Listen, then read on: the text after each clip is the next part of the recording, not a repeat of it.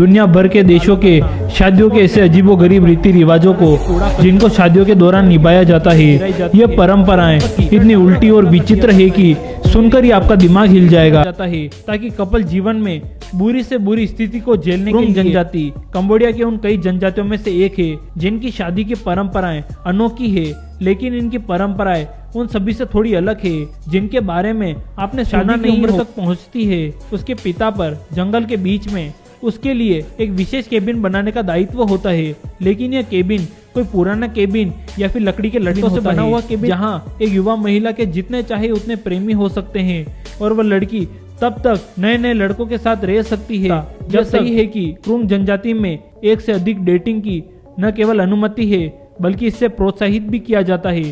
Cabin का निर्माण एक युवा महिला को निजी स्थान देने और उसके रोमांटिक विकल्पों का पता लगाने और फिर उसकी पसंद चुनने के लिए किया जाता है।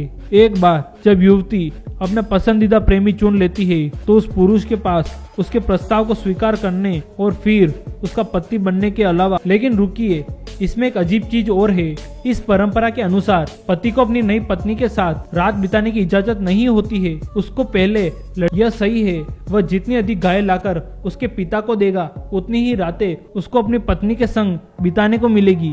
अब आप सोच रहे होंगे कि क्या होगा अगर पति गायों के मूल्यों का भुगतान नहीं कर पाया। खैर, परंपरा के अनुसार जोड़ा तब तक साथ नहीं रह सकता जब तक कि वह पूरा मूल्य न चुका के पिता को न दे। हालांकि ये परंपरा हम सभी को अजीब लग सकती है, लेकिन ये इस जनजाति की संस्कृति और परंपरा का आवश्यक और सुंदर हिस्सा है। में शादी के समय एक अजीब परंपरा निभाई जाती है। यहाँ दुल्हन को घर ले जाने से पहले दूल्हे को अपने जूते निकालने पड़ते हैं, जिसके बाद उसकी टांगों को रस्सी से बांध दिया जाता है। इसके बाद दूल्हे के परंपरा मूल रूप से दूल्हे की ताकत को परखने के लिए की जाती है। यही नहीं, दूल्हे की पिटाई के दौरान दुल्हन के घर वाले उससे सवाल जवाब भी करते हैं ताकि दूल्हे के चरित्र को पहचाना जा सके। किस करना। नंबर 4, अब हम हिमालय जाना चाहेंगे जिसमें दूल्हा खतरनाक और जानलेवा करतब दिखाकर अपनी दुल्हन के प्रति अपने प्यार और समर्पण को साबित करेगा।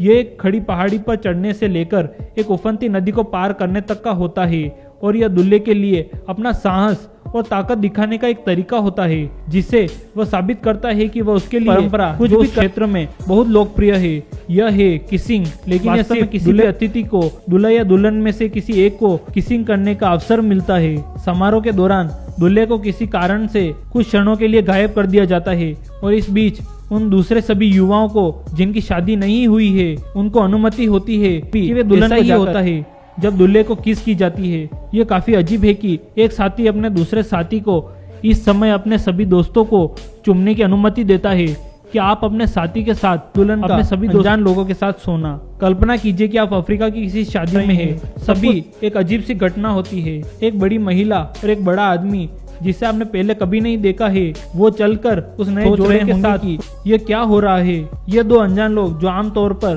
गांव के बुजुर्ग होते जो नवविवाहितों के साथ पहली रात बिताने के लिए जाती है। जी हाँ, आपने सही सुना, ये लोग दूल्हा दुल्हन के साथ पहली शादी की रात बिताने जा रहे हैं। और इससे पहले कि आप ये सोचना शुरू कर दे कि ये किस प्रकार की अजीब रस्म है, वास्तव में इस परंपरा का कोई ठोस कारण नहीं है। ये एक ऐसी चीज है जो पीढ़ियों से चली आ रही है और अभी भी पूरे अफ्रीकी महाद्वीप के विभिन्न गांवों और कस्बों में कायम